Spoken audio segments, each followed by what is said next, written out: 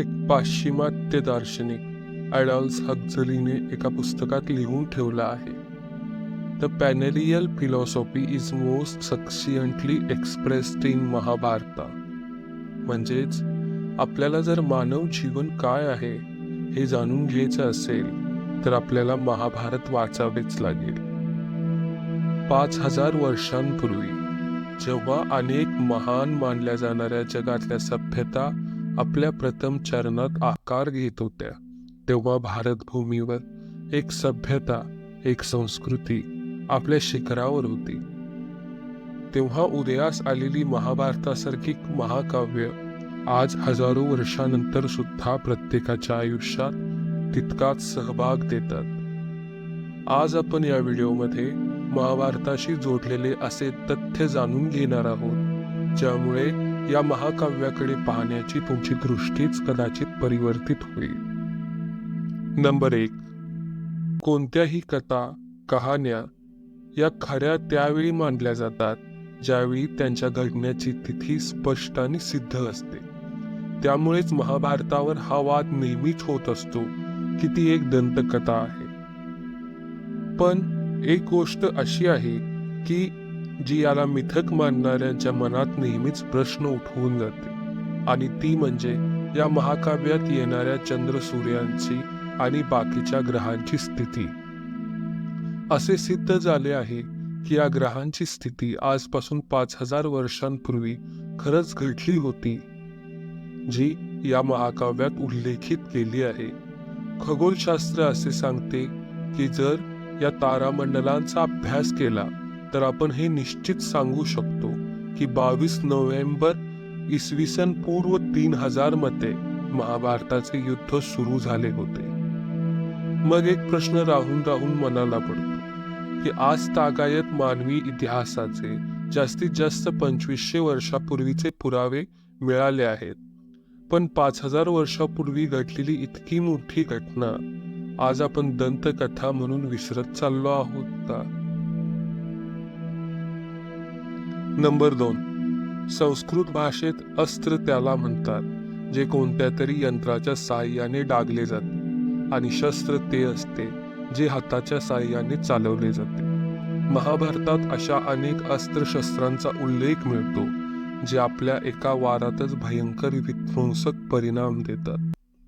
आतापर्यंत या गोष्टी फक्त एक कल्पना मानल्या जायच्या, कारण आपण अशा हत्यारांचा कधी विचारच करू शकलो नव्हतो. पण आज 21व्या शतकात अशी अनेक हत्यारे आपण विकसित केली आहेत जी या कथांमध्ये मिळणाऱ्या वर्णनांसारखी भासतात. मग आजची ही हायटेक टेक्नॉलॉजी, न्यूक्लिअर फ्युजन सारखे तंत्रज्ञान आपल्या पूर्वजांना आधीच माहीत होते का, ज्यामुळे त्यांनी वरुणास्त्र, ब्रह्मास्त्र, क्षेपणास्त्र, वज्रास्त्र सारखी हत्यारे बनवली होती? असा प्रश्न मनाला नेहमी पडतो की इतकं उन्नत तंत्रज्ञान कुठे गेलं असेल आणि का? नंबर 3. महाभारतात आणि ऋग्वेदात एका नदीचा उल्लेख मिळतो जिचं नाव सरस्वती होतं. असे म्हणतात की गंगेसारखी पवित्र आणि निर्मळ असणारी ही नदी आपल्या भव्यतेसाठी आणि रुद्ररूपासाठी ओळखली जायची. ऋग्वेदातल्या एका काव्यात या नदीला सरस्वतीच्या रुद्रवीणेची उपमा दिली गेली आहे. हिचं भयंकर रूप, लाटांच्या गर्जना यामुळे ही नदी नेहमी चर्चेत असायची. दक्षिण वाहिनी असणारी ही नदी भारताच्या पश्चिमेला म्हणजेच आजच्या गुजरात, राजस्थान आणि पंजाबमधून व्हायची. आतापर्यंत ही गोष्ट एका कवीच्या लेखणीतून निसटलेली कल्पना मानली जायची. पण 1960 साली जेव्हा GPS चा शोध लागला तेव्हा हे रहस्य समोर आले. अंतराळातून काढलेल्या भारताच्या छायाचित्रात एका नदीचा स्पष्ट मार्ग दिसून येतो. याची पुष्टी स्वतः वैज्ञानिकांनी केली आहे. एक अशी नदी अस्तित्वात होती जी पूर्णपणे जिवंत आणि कदाचित गंगेपेक्षाही मोठी होती, पण ती लुप्त का झाली याचं उत्तर वैज्ञानिकांकडे नाही. शास्त्र सांगतात तिला एक शाप लागला होता, तो पुढे जाऊन तिच्या लुप्त होण्याचं कारण बनला. नंबर 4. कथा, कादंबऱ्या अशा अनेक वीर पुरुषांच्या शक्तीचं विवरण करतात, जे आजच्या जगात कल्पनेसारखे भासतात. अशा अनेक सुंदर स्त्रियांचं विवरण पुराणात आणि महाभारतातही मिळतं, जे ऐकून असं वाटतं की इतकं सौंदर्य, इतकी शक्ती कदाचित कोणत्या तरी छायावती कवीच्या कल्पना मात्र असाव्या. पण असं म्हटलं जातं की पौराणिक काळात माणसाचं सामान्य वय हे 200 वर्षापर्यंत असायचं, कारण पृथ्वीचं वातावरण आणि त्यांची जीवनचर्या. महाभारत कथेचा जर विचार केला तर मृत्यू दिवशी पितामह भीष्मांचं वय 170 वर्ष होतं आणि राज्याभिषेकावेळी युधिष्ठिरचं वय 80 वर्ष तर द्रौपदी 75 वर्षाची होती.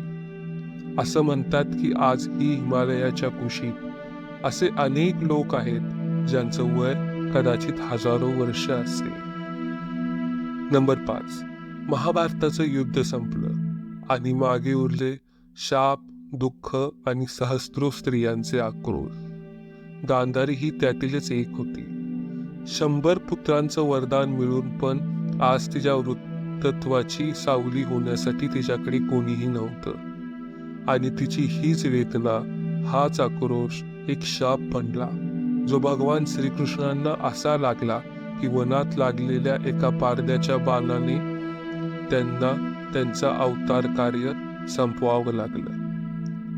कथा सांगतात कृष्णाचा अंतिम संस्कार पांडवांनी केला, पण त्याचे हृदय जळू शकले नाही. पांडवांनी त्याचे विसर्जन समुद्रात केले, पण समुद्रही त्याचा दाह सहन करू शकला नाही आणि त्यांनी ते समुद्रकिनारे सोडून दिले. एका राजाला श्रीकृष्णांनी दृष्टांत देऊन त्याची स्थापना एका मूर्तीत करायला सांगितली.